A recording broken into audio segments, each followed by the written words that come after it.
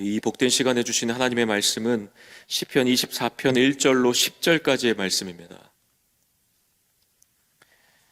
시편 24편 1절로 10절까지의 말씀입니다. 구약 818면에 있는 시편 24편 1절로 10절까지의 말씀,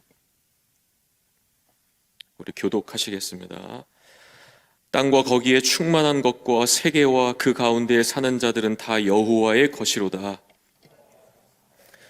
세우시며 강들 위에 건설하셨도다. 여호와의 산에 오를 자가 누구며 그의 거룩한 곳에 설 자가 누구인가? 곧 손이 깨끗하며 마음이 청결하며 뜻을 허탄한 데 두지 아니하며 거짓 맹세하지 아니하는 자로다. 그는 여호와께 복을 받고 구원의 하나님께 의를 얻으리니 이는 여호와를 찾는 족속이요 야곱의 하나님의 얼굴을 구하는 자로다. 문들아 너희 머리를 들지어다. 영원한 문들아 들릴지어다. 영광의 왕이 들어가시리로다. 영광의 왕이 누구시냐? 강하고 능한 여호와시요 전쟁에 능한 여호와시로다. 문들아 너희 머리를 들지어다. 영원한 문들아 들릴지어다. 영광의 왕이 들어가시리로다. 영광의 왕이 누구시냐? 만군의 여호와께서 곧 영광의 왕이시리로다. 아멘. 하나님의 임재를 사모하라 라는 제목으로 하나님 말씀 나누도록 하겠습니다. 성령의 조명 아래 시편 말씀을 살펴보시면 마치 각각의 귀한 보석들이 마치 정교한 목걸이처럼 꿰어져 있음을 알 수가 있습니다. 시편 22편과 23편, 24편이 그렇습니다. 22편의 핵심은 1절입니다. 나의 하나님이여, 나의 하나님이여 어찌하여 나를 버리셨나이까의 이 신자의 고난과 눈물의 삶을, 시편 23편은 이 고난을 통과한 자들이 하나님과 목자와의 동행, 그 쉼을 말을 합니다. 시편 24편은 우리의 영혼이 궁극적으로 어디를 향해야 하는가, 이것을 말해줍니다. 우리가 향해야 할 그곳이 어디입니까? 오늘 말씀 3절, 바로 하나님의 임재입니다. 다시 한번 정리하겠습니다. 시편 22편은 신자의 십자가와 구원의 삶을, 23편은 목자와의 동행을, 24편은 하나님의 임재를 사모하라. 오늘 이 새벽 저와 성도님에게도 이 십자가와 구원의 감격을 뛰어넘어 매 예배 때마다 하나님의 임재를 사모하는 그 심령이 부어지기를 주님의 이름으로 기도합니다. 오늘 본문의 배경은 다윗이 언약궤를 오벳 에돔 집에서 예루살렘으로 옮겨오던 때로 봅니다. 이 언약궤가 예루살렘으로 들어올 때 다윗은 자신의 바지가 내려간 줄도 모른 채 기뻐서 춤을 췄습니다. 그만큼 다윗은 이 하나님의 임재를 기뻐했어요. 하나님의 이 임재의 회복을 기다렸습니다. 저는 다윗의 이 태도야말로 진정한 그의 영적 실력이라고 저는 생각합니다. 한마디로 다윗은 사울 왕과는 달랐어요. 사울 왕은 그의 통치 기간 40년 동안 언약궤를 단 한 번만 언급합니다. 그러나 다윗은 그의 모든 삶을 살펴보면, 사무엘하 6장을 살펴보시면 줄곧 왕이 된 후로부터 늘 언약궤에만 관심을 둡니다. 왜냐하면 이스라엘 역사를 한번 살펴보시면 이스라엘에게 있어 이 언약궤는요, 단순한 종교적 오브제가 아니었습니다. 늘 언약궤를 앞세워서 전쟁을 했습니다. 언약궤를 통해서만 하나님의 명령을 실행했어요. 다윗은 이 영적 법칙을 알았던 거예요. 언약궤가 늘 이스라엘의 진열의 선두구나. 이 언약궤는 하나님이 우리와 함께 하심을 가장 선명하게 증명해내는 임재의 통로구나. 그러니 난 이 언약궤가 내 삶의 최우선이 될 것이다. 그래서 예루살렘에 이 언약궤가 처음 들어오게 되었을 때 다윗이 어린아이처럼 춤을 췄던 겁니다. 하나님의 언약궤가 들어오는구나. 오늘 저와 성도님의 삶의 현장에서도 나의 능력을 앞세우기보다, 내 경험을 앞세우기보다 오직 하나님의 임재가 가장 소중함을 깨닫는 이 영적 우선순위가 회복되기를 주님의 이름으로 축복합니다. 저는 요즘 주일이 행복합니다. 왜냐하면 제가 1부부터 3부까지 이 말씀을 쭉 듣습니다. 예배를 함께 하는데요. 2부부터는 1부 때는 마음이 열리고요. 2부부터 이 말씀을 들을 때는 제 안에 가슴이 뜨거워지기 시작해요. 이 3부에서는요, 저의 심령이 하나님의 말씀으로 가득 차서 주체할 수 없을 때가 굉장히 많이 있습니다. 특히 지난주에는 담임 목사님께서 말씀 마지막 부분에 이렇게 기도하셨어요. 오 주님, 올해는 그대로 두소서. 오 주여, 올해는 그대로 두소서. 내가 두릅하고 파종하리니 우리의 가정과 우리의 부석 가운데 하나님 열매 맺게 하여 주시고 우리에게 은혜를 베풀어 주옵소서 하고 기도하시는데 제가 뒤에 앉아 있었거든요. 그때 제 울음이 터져버렸어요. 그리고 제 깊은 심령 가운데 이 봉헌할 때까지 계속해서 눈물이 나는 거예요. 그렇게 우리는 말씀으로 날마다 임재하시는 하나님을 매 예배 때마다 경험하는 것이죠. 그러나 이 하나님이 임재하시는 4가지 조건이 나옵니다. 첫 번째, 4절로 6절 살펴보시면 첫 번째, 손이 깨끗하며, 두 번째, 마음이 청결한 자. 여기서 마음이 청결한 자는 마음이 두 갈래로 찢겨지지 않는 상태를 말합니다. 예컨대 저와 성도님께서 예배를 드리면서도 머릿속으로 이 세상의 계산기를 두드리는 것이 아닌 오직 하나님 앞에 그 영광만, 그 임재만 집중하는 것을 마음이 청결한 자입니다. 세 번째, 뜻을 허탄한 데 두지 않는 사람. 네 번째, 거짓 맹세하지 않는 자입니다. 혹시 우리 가운데 위 조건들을 들으시면서 나는 어느 정도 합당한 자격이 되는구나, 나는 하나님이 임하실 만한 조건이 되는 자구나 라고 생각하는 분이 계실까요? 우리는 3절의 말씀을 늘 기억하셔야 돼요. 여호와의 그 산에 오를 자 누구인가? 그의 거룩한 곳에 설 자가 누구인가? 이 질문 앞에 마틴 루터도 절망했습니다. 이 질문 앞에 깔뱅도 눈을 멈췄습니다.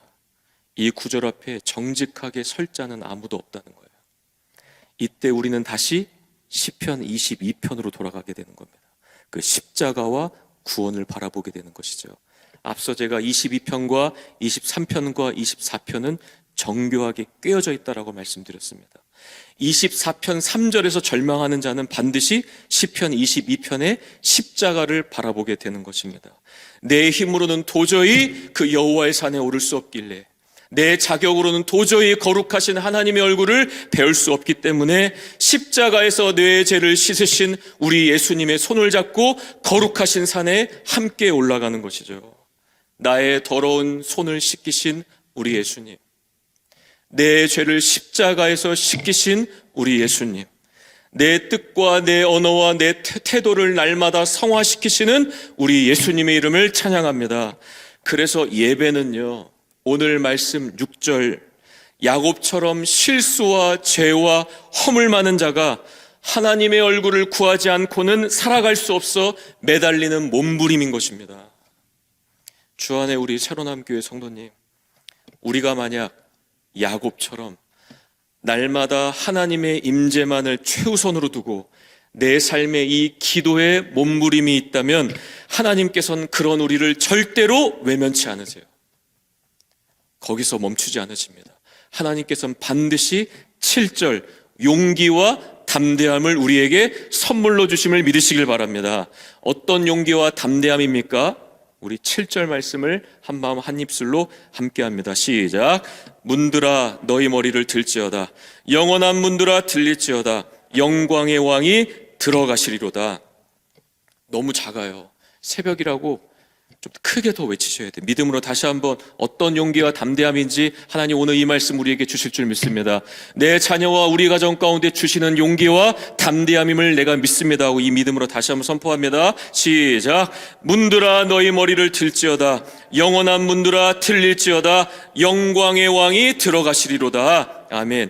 이 말씀은요, 지금 예루살렘 성전의 문이 위대하신 하나님의 임재를 상징하는 그 언약궤가 들어가기에는 너무나도 턱없이 작고 부족하고 낮음을 시적으로 표현한 거예요. 너무도 낮은 겁니다. 지금 이 성문으로는 부족하다.